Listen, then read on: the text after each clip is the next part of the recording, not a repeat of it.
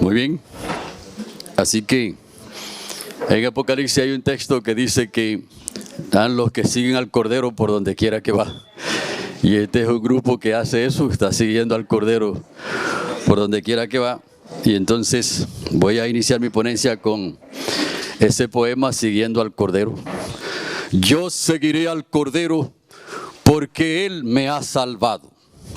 Murió en la cruz del Calvario y perdonó mi pecado. Se levantó de la tumba como príncipe vencedor y hoy está en el santuario como nuestro mediador. Está en el lugar santísimo como mi abogado defensor, ejecutando la primera fase del juicio investigador. El mundo está tranquilo, reposando en su maldad, sin saber que ya muy pronto la gracia terminará. En la victoria que mi Dios me ha dado, yo por siempre me gozaré, entonando el cántico del Cordero y también el de Moisés. Únete a la gran multitud, sé un seguidor del Cordero, porque Él te llevará hacia el reino de los cielos. Ahí está, así que eso es siguiendo al Cordero. Y entonces, por donde quiera que vaya, entonces las dos ponencias mías están en la columna de ese poema. O sea, es una expresión de ese poema lo que vamos a presentar aquí. Ustedes saben que el Evangelio es una revelación de Dios, como ya ha presentado aquí el ingeniero Ricardo, y que esa revelación ahora debe ser aceptada en el corazón de las personas para que tenga sentido para la gente. O sea, ya Dios ha hecho su trabajo, ahora nosotros tenemos que hacer el nuestro y entonces avanzar en esa dirección. Y entonces aquí tenemos la cruz y el santuario, y entonces estas dos ponencias tienen como propósito que nosotros podamos hacer la unión entre lo que ocurrió en la cruz del Calvario y lo que está ocurriendo en el santuario celestial. Porque de lo contrario, entonces nos quedaríamos cortos si no vemos el esquema completo. Nos pasaría como una práctica que se hizo con una cantidad de ciegos y se le trajo un elefante a los ciegos. Y entonces hubo uno de los ciegos que le puso la mano en una de las patas al elefante y dijo, esto es la pata de una mesa, dijo el elefante. Otro le puso la mano por el costado de atrás y dijo, esto es una pared. Otro le puso la mano en uno de los colmillos y dijo, esto es una lanza. Otro le puso la mano en la trompa y dijo, esto es una manguera. Noten ustedes que estaban describiendo a un elefante, pero cada uno decía versiones distintas y partes individuales cuando estaban hablando de un solo elefante. Algo parecido ocurre con el Evangelio. El Evangelio es un paquete completo que Dios ha revelado. Y al enemigo le interesa mucho que nosotros nos quedemos en una sola parte. ¿Por qué pasa? Si nos quedamos en una sola parte, entonces las otras no funcionan porque están todas interconectadas. Por ejemplo, los 10 mandamientos. ¿Qué dice la Biblia con los 10 mandamientos? ¿Que el que ofende? ¿Y por qué? ¿Y por qué si el que ofende en uno, ofenden todos? Porque es una sola ley que está interconectada. Y que Dios no funciona de manera parcializada. O sea, Dios funciona de manera integral. Y entonces el mensaje del Evangelio hay que verlo de manera integral para poderlo entender, para poderlo aceptar y para que el Evangelio sea fructífero en la vida de la persona. Entonces ese es el objetivo, ver la cruz y el santuario en esta oportunidad. Y entonces aquí vemos, el ingeniero ya habló un poquito de esto, que aunque la cruz de Cristo es el símbolo central del cristianismo, no todo el tiempo la cruz ha sido algo bonito para los seres humanos, porque realmente no lo es. En ese tiempo, cuando Jesucristo vivió, la cruz, imaginar una imagen de una cruz, una imagen repugnante, como ustedes ven ahí. Para nosotros que vivimos en el siglo XXI, una cruz puede ser un bello objeto para adornar nuestras iglesias, nuestras Biblias, incluso nuestros cuerpos, pero difícilmente podría resultar algo bello o agradable en el primer siglo de la era cristiana. Ya Ricardo habló un poquito de esto, porque realmente no lo era, o sea, era un instrumento terrible. Más bien, la cruz fue la forma más cruel, note ahí, de aplicar la pena capital o la pena de muerte. Fue un instrumento de temor político usado para subyugar a poblaciones rebeldes. Combinaba la vergüenza pública con la más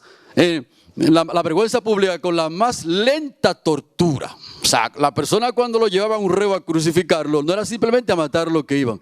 Era para que pase la vergüenza ante todo el público. Y para que muera de la manera más cruel, que es la manera lenta, la muerte lenta. Para eso era, por lo tanto, la cruz no era un símbolo agradable para ese tiempo. Por lo tanto, nosotros avanzando en esta dirección, podemos entonces ver que ciertamente la cruz tiene un mensaje especial de una manera extraordinaria. El tema de Pablo, por ejemplo, el apóstol Pablo es uno de los personajes más interesantes que hay en la Biblia. Por ejemplo, si usted agarra a una persona del Nuevo Testamento, tiene que poner a Jesucristo en el número 1 y a Pablo en el número 2 con respecto a la comprensión y a la difusión del Evangelio. O sea, aparte de Jesucristo, no aparece otra persona en la Biblia que tenga una comprensión más profunda del Evangelio que el apóstol Pablo. ¿Está bien?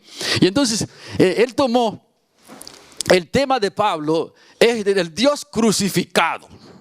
O sea, su teología, su mensaje especial en esas cartas que él escribió es el Dios crucificado. Interesante ese tema, Dios crucificado. Y queremos, si alguien me puede leer ese texto, porque vamos a leer los textos que aparecen aquí. No son tantos, pero vamos a leerlo. Vamos a ubicar. El tema de Pablo es el Dios crucificado. El texto bíblico, vamos a leerlo aquí. El texto bíblico, vamos a leerlo aquí. 1 Corintios 1. 23 y 24. ¿Quién me lo puede leer, por favor? ¿Quién lo lee? Lo buscaron en la Biblia. ¿Quién me lo puede leer? Queremos usar la Biblia aquí ahora. Rápidamente, tengan sus Biblias en la mano. Y 1 Corintios 1, 23 y 24. Así que tengan las Biblias en la mano, porque lo hice de propósito esto, para que agarremos las Biblias. ¿Lo puede leer, hermana? Señor. 1, 23, 24. Ajá. Nos dice, pero nosotros predicamos a Cristo crucificado, para los judíos tropiezo y para los gentiles necedad.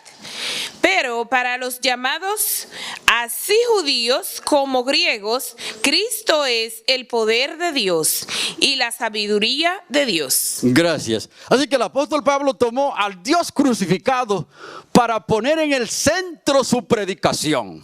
Le hago una pregunta, ¿hizo una buena elección o no hizo una buena elección? Claro, la mejor elección fue la que hizo. O sea, y eso es interesante que nosotros podamos verlo. El Dios crucificado era su tema. Ven ustedes, para la mentalidad judía, cualquiera que fuera ejecutado por medio de la crucifixión era rechazado por su pueblo, maldito por la ley de Dios y excluido del pacto de Dios que Dios había hecho con Israel. ¿Quién me lee ese texto? Gálatas 3:13. Tengan y busquen el otro de una vez. Deuteronomio 21, 23. Por esa causa la cruz fue para ellos, como la hermana leyó, un tropezadero. Es decir, ¿cómo es posible que el Mesías que nosotros esperamos, que la persona que va a liberar a Israel de la esclavitud, ahora sea una persona que muera de la muerte más cruel y más terrible que se pueda presentar? No lo podemos aceptar. Es decir, no cuadraba con la mentalidad que ellos tenían. Pero ustedes, ¿cómo dice Gálatas? Gálatas 3:13. ¿Cómo dice?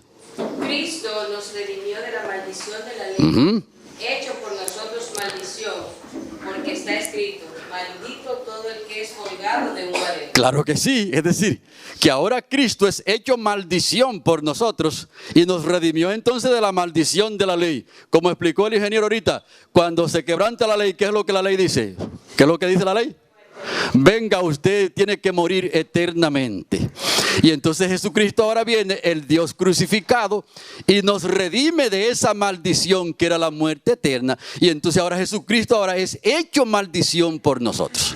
Eso es tremendo. Y entonces eso tiene su equivalente en el Antiguo Testamento. ¿Puede leerlo? Es que su cuerpo pase la noche sobre el madero. falta lo enterrarás el mismo día, porque maldito por Dios es el colgado, y no contaminará tu tierra, que Yahvé tu Dios te da por heredad. ¿Qué había dicho Dios cuando alguien muere crucificado? ¿Colgado? Maldito. Y entonces Jesucristo murió bajo la ira de Dios. Pero ustedes, es decir que ahora el lugar que le correspondía a usted y que me correspondía a mí, ¿quién lo toma ahora entonces? Lo toma Jesucristo y Dios asume la responsabilidad. Por eso entonces el apóstol Pablo tomó entonces el mensaje de la cruz como el centro de su predicación. Pero ustedes, es un asunto interesante esto. Entonces el judío no podía comprender eso. ¿Cómo es posible que el que nos va a libertar a nosotros? Por eso ustedes ven que cuando ustedes leen Isaías 53, que el hombre que fue al culto fue leyendo, no entendió lo que ellos explicaron por allá. ¿Y por qué no entendió el hombre cuando fue a ese culto judío? ¿Por qué no entendió? Porque ellos le aplicaban Isaías 53 a cualquier persona menos al Mesías que ellos esperaban. ¿Han leído Isaías 53? Ahí dice varón de dolores. ¿Qué más dice? Desechado y despreciado entre los hombres, molido por nuestros pecados. Y entonces yo decía, el Mesías nuestro no puede pasar por este camino. Por eso entonces la cruz para ellos, ¿qué fue la cruz para ellos? Un tropezadero. Ellos no podían entender el asunto. Pastor, una pregunta. Sí. ¿El pueblo judío tenía conocimiento de que el que moría en la cruz recibía maldición? Claro que sí. Claro, por eso le fue un tropezadero. Porque ellos decían, acá, ¿cómo es posible que nuestro Mesías muera ahí y entonces que sea maldición y sea maldito por el mismo Dios? La misión del Sanedrín o de ese grupo de judíos era que Cristo no muera ahorcado ni apuñalado, sino en la cruz, porque si tú eres el Cristo, tú vas a recibir maldición. Claro que sí, o sea que lo llevaron allí a la cruz del Calvario para que muera allá en ese lugar. Y entonces ellos no lo podían comprender el mensaje, pero ciertamente Dios lo hizo maldición por nosotros, como dice Gálatas. La muerte de Cristo en la cruz del Calvario fue un sacrificio, ¿cómo dice aquí? Sustitutivo o vicario. Porque la palabra vicario, eso es lo que significa sustituto. Cuando ustedes escuchan diciendo que el Papa de Roma es el vicario de Cristo, lo que está diciendo es eso, que es el sustituto de Cristo. Es lo que está diciendo. Entonces la muerte de Cristo fue una muerte vicaria. ¿Qué significa eso? Bueno, sencillo, mírenlo allí. ¿Qué significa? Es decir, que el inocente, ¿qué pasó entonces? El inocente murió en el lugar de los culpables. El santo murió en el lugar de los pecadores. El justo murió en el lugar de los culpables. Y entonces ahí tenemos Isaías 53, 1 al 6. Ese es el fundamento de la predicación del Evangelio. ¿Quién me tiene Isaías? ¿Alguien lo tiene? ¿Alguien que no ha leído? ¿Usted lo tiene? ¿Sí? Isaías, ¿cómo dice? Quien ha creído en nuestro anuncio y sobre quien se ha manifestado el brazo de Jehová. ¿Quién ha creído en nuestro anuncio y sobre quién se ha manifestado el brazo? ¿Sobre quién se ha manifestado? Mirad cuán renuevo delante de él, como raíz de tierra seca. No hay hermosura en él ni esplendor. Lo veremos más sin atractivo alguno para que lo apreciemos. Despreciado y desechado entre los hombres. Varón de dolores. Experimentado en sufrimiento y como que escondimos de él el rostro, fue menospreciado. Y no lo estimamos. Sígale. Ciertamente llevó en Nuestras enfermedades. Aguántese ahí, hermana. Note las palabras sustitutivas que va diciendo. Sufrió. Sufrió. O sea, ahí está hablando del sacrificio sustitutivo. Es decir, lo que te tocaba a ti ahora, le toca a él. Sígame leyendo, va. Sígale. Pero nosotros lo tuvimos por azotado, como herido y afligido por Dios. Mas él fue herido por nuestras rebeliones. Herido por nuestras rebeliones. Molido por nuestros pecados. Para darnos la paz, cayó sobre él el castigo, y por sus llagas fuimos nosotros curados. Todos nosotros nos descarriamos como ovejas, Cada cual se apartó por su camino. mas Jehová cargó en él el pecado de todos nosotros. Esa versión habla de lo que Ricardo estaba hablando ahorita, de perdonar, que la palabra perdonar tiene menos fuerza. La palabra que tiene fuerza es que cargó. Entonces, el Señor lo que hizo fue, bueno, toda la carga que nos correspondía a nosotros y que no la podíamos llevar y que nos eliminaría por completo, entonces la pusieron encima de Cristo Jesús. Eso es el sacrificio sustitutivo, y entonces ese es el fundamento del evangelio. Bueno, ustedes, la muerte sustitutiva o vicaria de Cristo. Lo que quiere decir que si usted está predicando el evangelio y no se basa aquí, usted no está predicando ningún evangelio, usted está perdiendo el tiempo. Por eso estoy diciendo que este es un grupo especial, porque este es un grupo que está haciéndole un énfasis muy poderoso al evangelio total, de tal manera que las personas puedan ser entrenados, equipados y enviados. Tres cosas importantes, ¿verdad? Entrenados, equipados y enviados, que era la pregunta, creo que fue Heiser que hizo esa pregunta ahorita, de una persona que recibe el evangelio. Si una persona recibe el evangelio, no lo puede guardar, tiene que irlo a proclamar. Si ustedes leen bien, cuando Jesucristo sanaba a una persona y le decía, no lo diga a nadie, quédate tranquilo, ¿qué hacía la persona cuando salía por ahí? Salía proclamando por los aires que Jesucristo lo había sanado, y se armaba una situación complicada en ese momento, porque ciertamente cuando nosotros recibimos el evangelio en el corazón, ese evangelio entonces va hacia adelante. Y quiero añadir algo interesante aquí.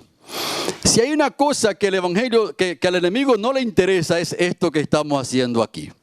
O sea, el enemigo quisiera que nosotros estemos en un lado o en el otro lado, que estemos en el extremo derecho o que estemos en el extremo izquierdo, pero que no vayamos al centro del evangelio, porque cuando nosotros vamos al centro del evangelio, entonces tenemos una seguridad, una paz, una tranquilidad que nadie nos puede quitar a menos que nosotros mismos renunciemos. Asunto interesante esto. Por lo tanto, avanzando un poquito, entonces entramos aquí en una parte que ya ustedes la conocen bien por todas las explicaciones que Ricardo ha dado en el regalo de Dios y el asunto, pero quiero que fijen aquí el asunto acá. La cruz. Cuando estamos hablando de la cruz, relacionada entonces aquí, la cruz no anula la ley, ni tampoco la ley anula la cruz, sino que tienen una relación entre ambas cosas. ¿Se dan cuenta?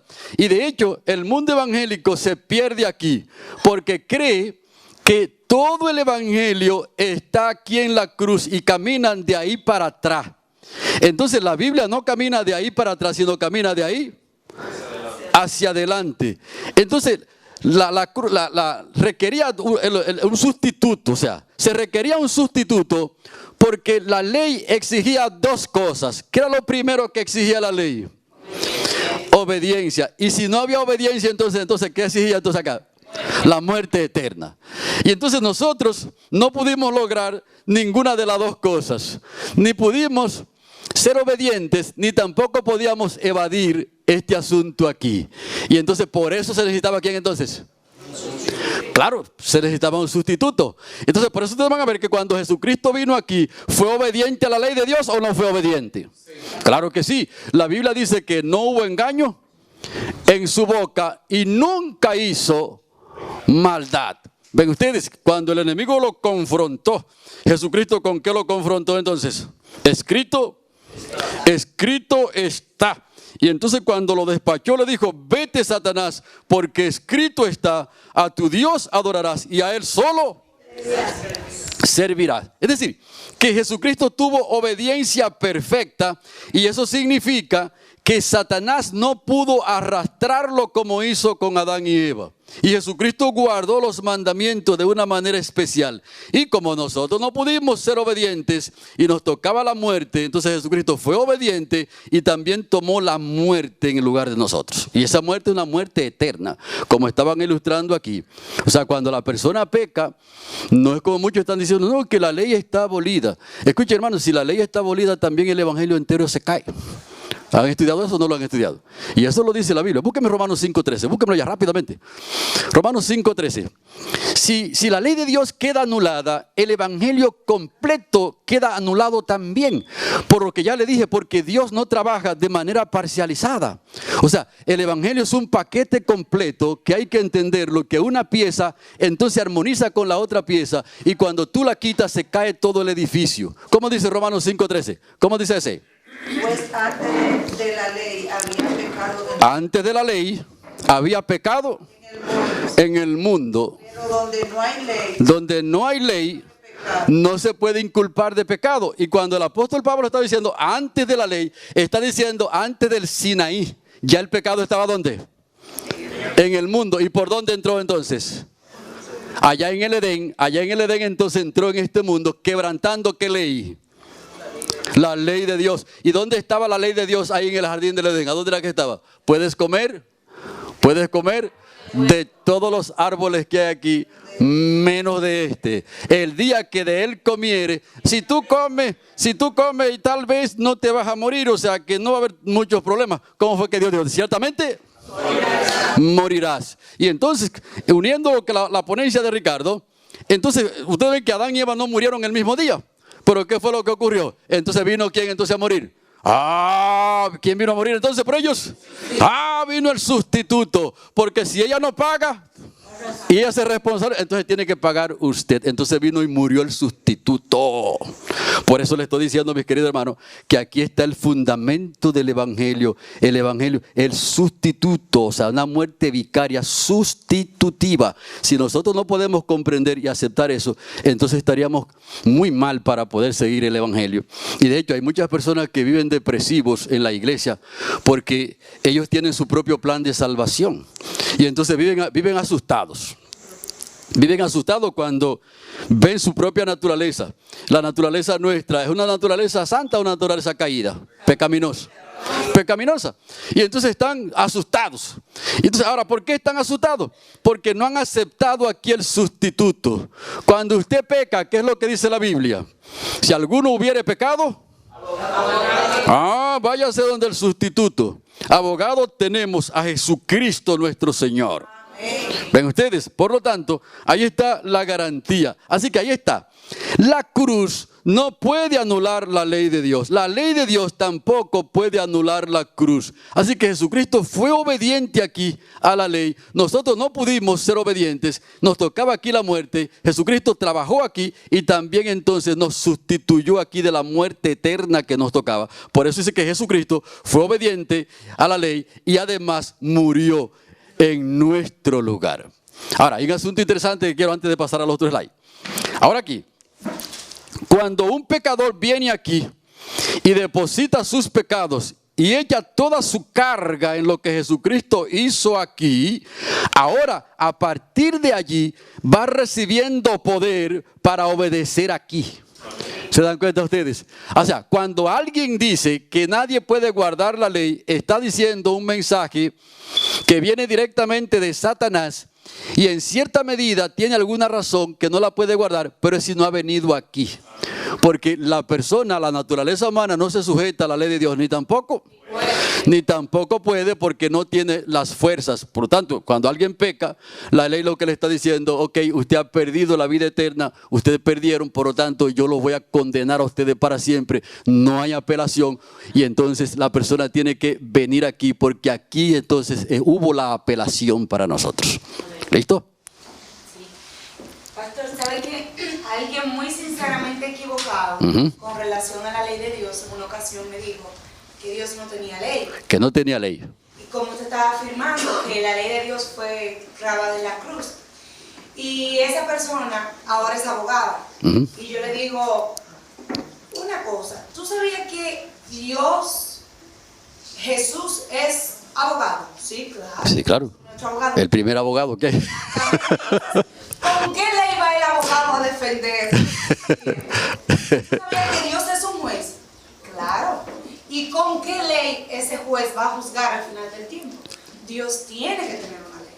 Así es. Dios tiene ley. Y con ese simple símil pude ayudarle a comprender que es un error el creer que Dios no tiene ley. Pero un error, pero gravísimo. Gravísimo. Desencaja todo lo demás. Claro.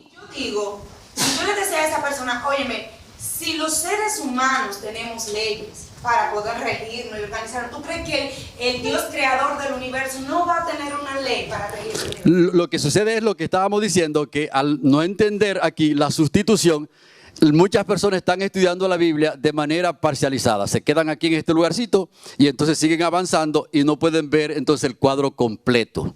Pero ustedes, y ya vimos como Romanos 5:13, si no hay ley no se imputa pecado. Entonces note, si no hay ley entonces hay que quitar el pecado. Y si no hay pecado, hay que quitar a los pecadores. Y si no hay pecadores entonces el Salvador entonces no tiene sentido. El evangelio entero se cae.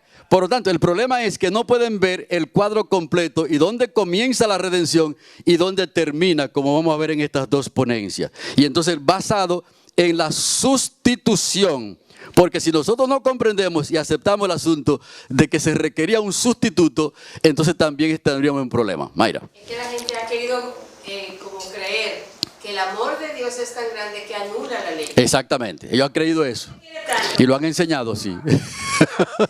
Y entonces no lo puede anular aquí, porque entonces si anula la ley, entonces tendría que anularse él mismo, porque anularía la justicia. Y vemos un poquito que Dios entonces es justo y misericordioso. Avanzando entonces un poquito más adelante, la gran cuestión, ¿dónde está entonces la gran cuestión a resolver? ¿A dónde que está? Claro, aquí es que está la gran cuestión. La gran cuestión tiene que ver con la justicia de Dios. Entonces, ¿cómo presenta la Biblia a Dios? ¿Cómo es que lo presenta la Biblia? ¿Cómo lo presenta? Como justo y misericordioso. Entonces, la acusación más dura de Satanás hacia Dios está aquí. ¿Qué dice Satanás?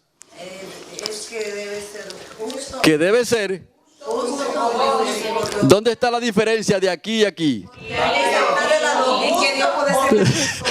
Que Dios es las dos cosas. ¿Y qué reclama Satanás? Que sea una de las dos cosas.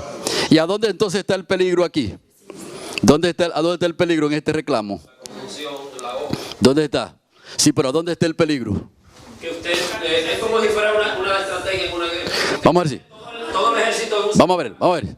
Si Dios solamente es justo y no es misericordioso, ¿cuántos pecadores se salvarían?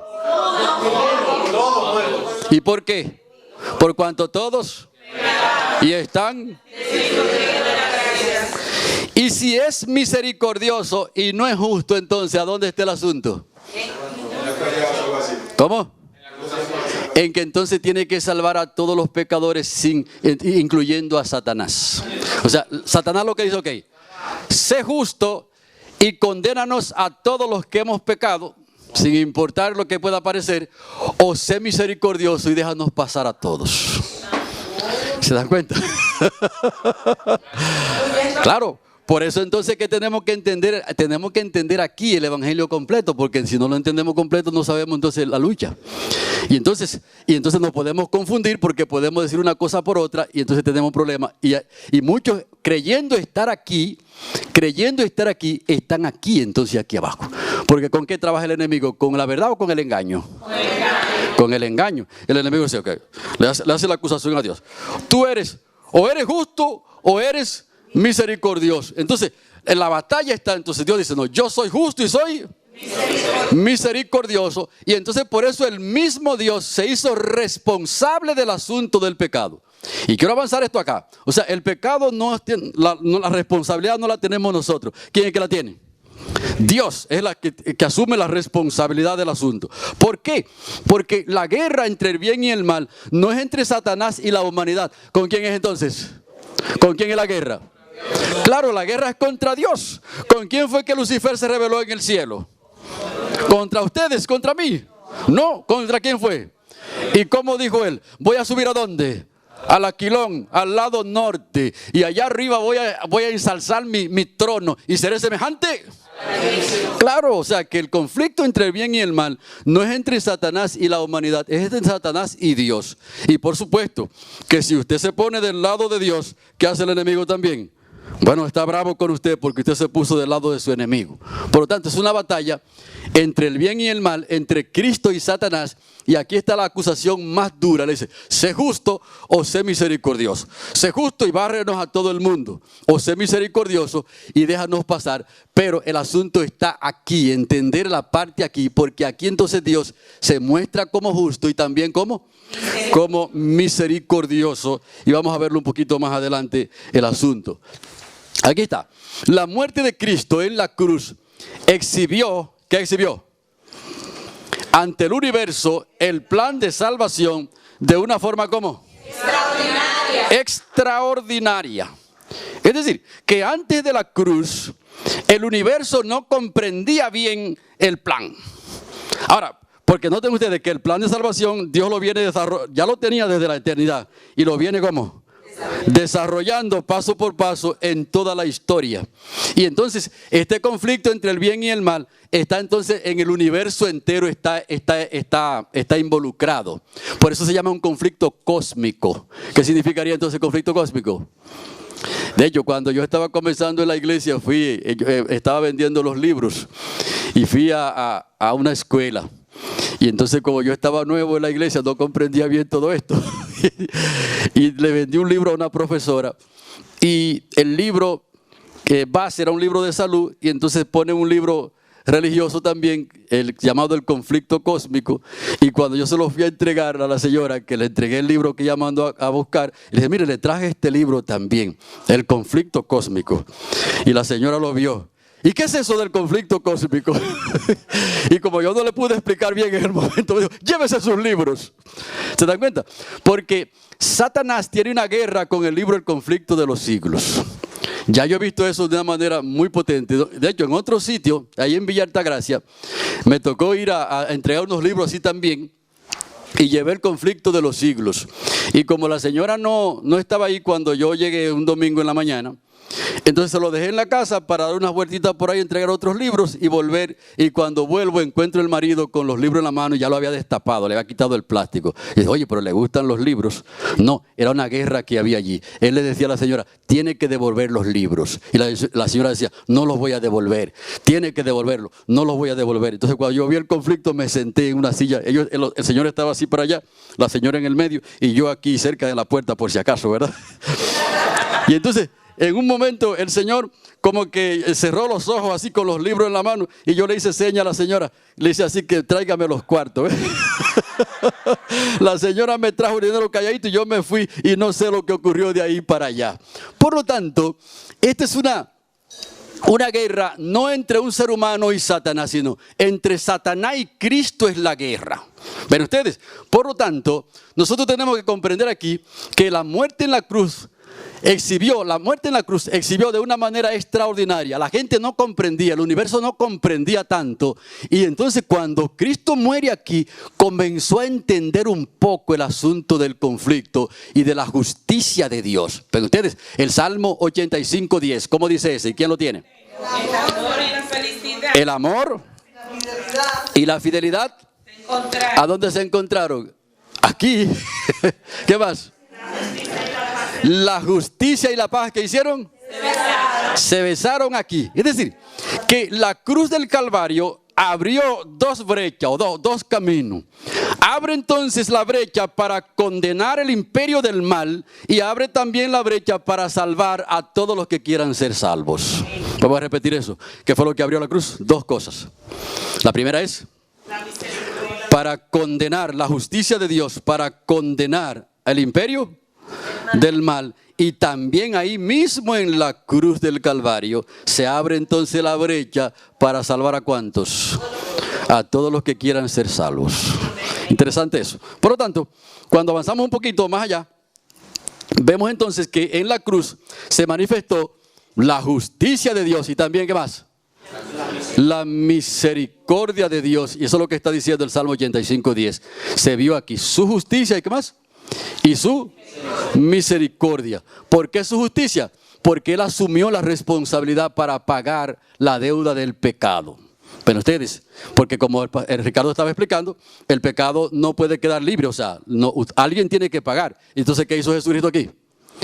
Hizo el pago, pero también abrió la oportunidad para tener misericordia de todos los que quieran ser salvos. Por ejemplo, si una persona tiene la deuda, como estaba diciendo Ricardo, si tiene la deuda, una persona debe, por ejemplo, 70 millones de dólares, por ejemplo, que yo deba esos cuartos, y me lo están cobrando y en un año me van a ejecutar si no lo pago. Así que estoy ejecutado porque me pueden vender con todo lo que tengo y no doy ni para los réditos. Lo que quiere decir que estoy como entonces condenado, porque realmente yo no llego a ese nivel. Pero aparece un señor llamado Bill Gates. ¿Conocen? ¿Han oído hablar de ese hombre? Y dice, ¿qué le pasa a usted, Pastor Rubio? Ay, estoy gritando aquí porque debo $70 millones. Y en un año me lo van a cobrar. Y si no, entonces estoy ejecutado. Y me pueden vender con todo y familia y no alcanzo ni para los réditos. ¿Y usted cree que yo puedo librarlo de eso? ¿Quién es usted? Yo soy Bill Gates. Oh, sí, yo creo que sí, que usted puede hacer el trabajo. Y entonces viene Bill y gira una transferencia. ¿A dónde está el banco? ¿A dónde? El banco de reserva. Y gira una transferencia y deja mi cuenta en cero. ¿Cómo quedo yo entonces ahora? Y la persona que me iba a condenar, ¿por qué no me puede condenar? Porque mi deuda fue ¿cómo? Saldada, fue cancelada. Entonces yo acepté mi derrota, acepté la cancelación. Entonces eso fue lo que Jesucristo hizo por cada ser humano. O sea, nosotros teníamos una deuda del pecado que nos podían vender con todo y familia y no dábamos ni para los réditos ninguno. Podían traer el mejor, o sea, porque a veces nosotros creemos que somos buenos y juzgamos a la gente, este es bueno, este... No, pero aquí podían traer, para pagar la deuda del pecado, podían traer el mejor. Y cuando lo traían, ¿usted quién es? Fulano de tal, yo soy un hombre bueno, condenado, traigan el otro. Venga, Teresa de Calcuta fue buena mujer. ¿Quién es usted? Yo soy Teresa de Calcuta. Y entonces yo puedo pasar sin la cruz, condenada. Traigan el otro. Y podían traer la mejor persona de los que han pecado. Y todos quedaban condenados. ¿Dónde se salda la deuda entonces? Cuando la persona acepta el saldo que Jesucristo hizo aquí. 100% el saldo. Ven ustedes. Y por lo tanto que aquí también le abrió una brecha para destruir para siempre el imperio del mal. Y de hecho, cuando Jesucristo murió, como lo vamos a ver un poquito más adelante, y resucitó, a Satanás, a la muerte y al pecado, no le quedó ni una pizca de victoria. O sea, ya Satanás está condenado para siempre y no puede tener la victoria.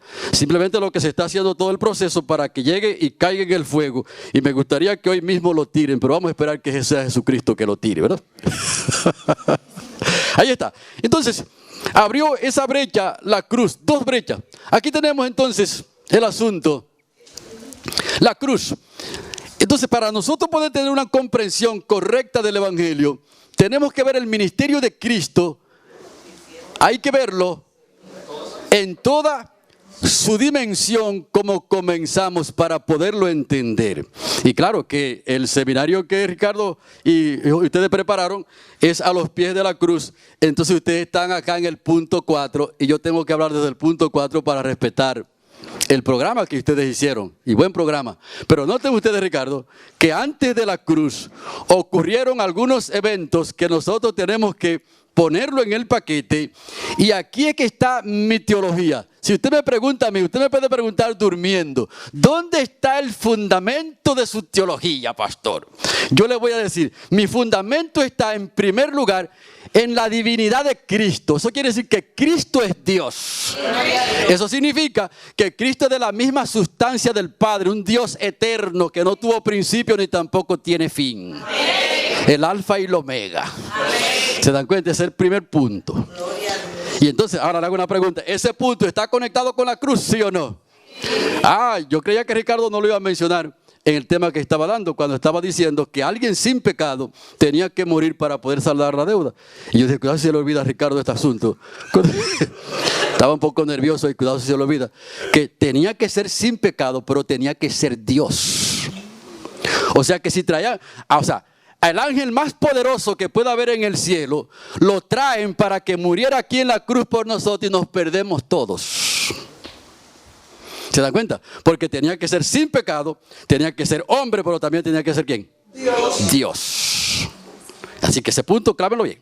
Así que le hago la pregunta, ese punto de que Cristo es divino, el divino, ¿conecta aquí o no conecta aquí? Claro. Y entonces, ese Dios eterno, de la misma sustancia del Padre, que hizo en un tiempo también. La Biblia presenta del Dios encarnado. ¿Y cómo lo presenta Pablo? El misterio de la piedad. Dios ha sido manifestado en en carne. Y entonces, ahora hago una pregunta. ¿La encarnación de Cristo conecta con esto o no conecta con esto? Claro, si no es Dios, si no es divino, no puede morir aquí en la cruz por nadie. Si no se encarna, tampoco puede morir aquí. ¿Se dan cuenta? Y el otro punto, ¿qué dice? Vivió una vida perfecta. Oh, creo que era el hermano William que lo estaba diciendo aquí. Vivió una vida ¿cómo? Perfecta. Perfecta, o sea, la Biblia presenta a Jesucristo como aquel que no pudo, Satanás no pudo arrastrarlo. Ahora, ¿buscó arrastrarlo, sí o no? ¿Y por qué buscó que Cristo pecara? Para que se dañe el asunto, es decir, para que esto no tenga efecto. Porque note, para poder salvar a un pecador, la persona no puede ser otro pecador. ¿Por qué razón? Si una persona se está ahogando aquí y otro se está ahogando aquí, ¿quién puede salvar a quién? ¿Cuándo? ¿Y por qué? Porque los dos están en la misma situación. ¿Se dan cuenta? Tiene que ser alguien que no se esté ahogando, que se lance y trate de sacarlo a los dos. Y entonces ese Jesucristo viviendo una vida como... Claro, o sea, no hubo engaño en su boca. Y entonces nosotros tenemos que estudiar bien la perfección de Cristo, porque ahí es que está nuestra garantía. O sea, en esa línea es que viene nuestra garantía, mis estimados hermanos. Y entonces este es el fundamento del Evangelio, el sustituto aquí, comenzando aquí en la cruz del Calvario. Por lo tanto, esa vida perfecta de Cristo entonces ahora, con esos 3 puntos, siendo Dios, además, Dios encarnado ahora, vida perfecta aquí, vete Satanás, escrito está, o sea, no pudo arrastrarlo como hizo con Adán y Eva, entonces ahora está preparado ¿para qué entonces?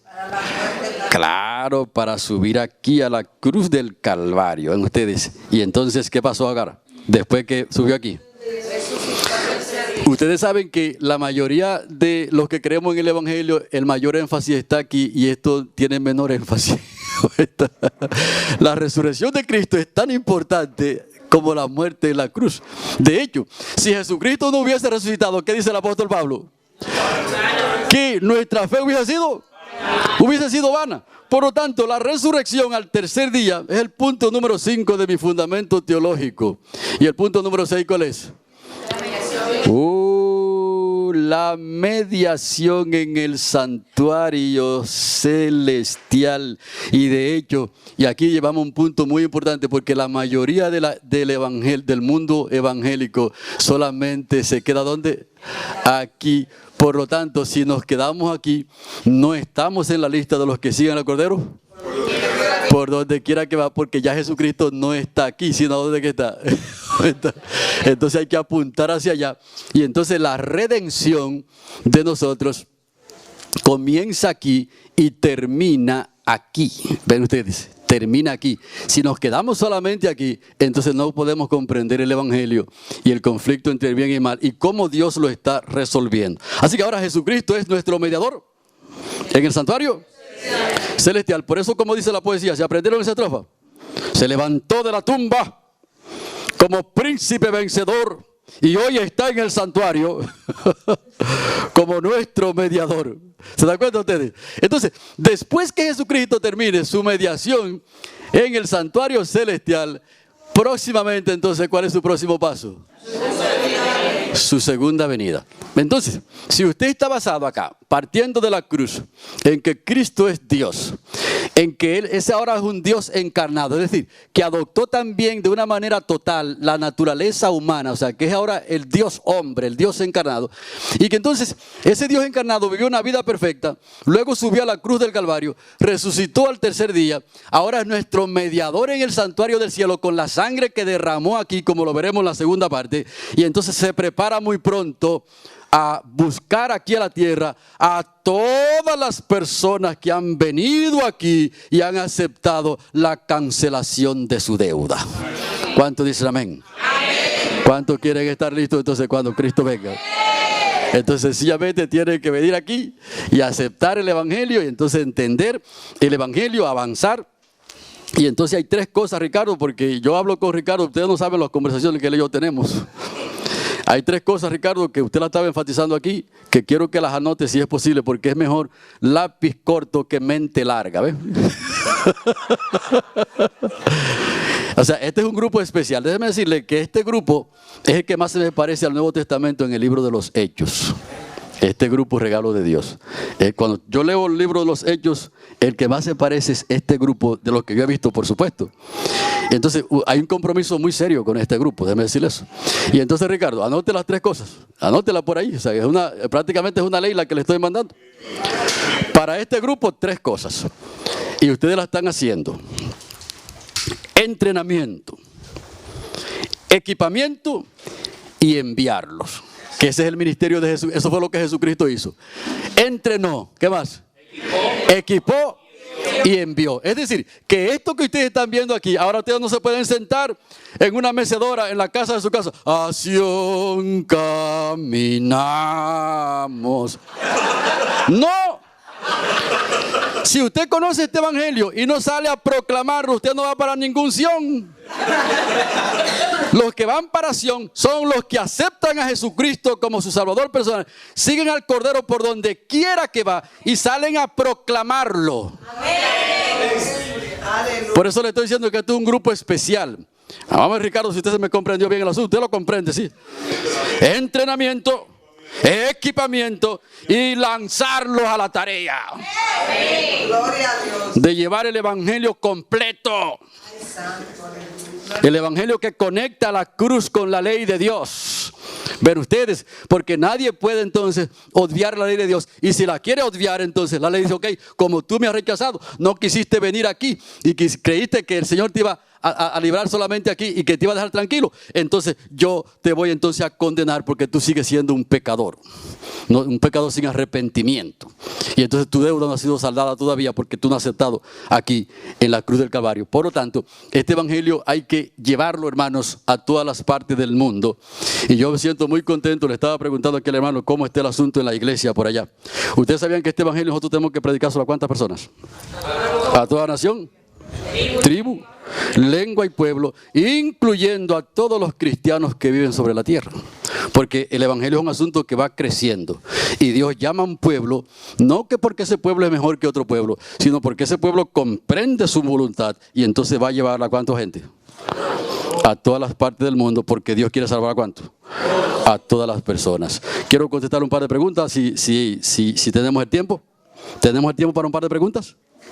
En 5 minutos, un par de preguntas y oré con ustedes y ya concluí. ¿Alguna pregunta? 3 preguntas para el pastor, rapiditas. William. ¿Se entendió todo o nada se entendió?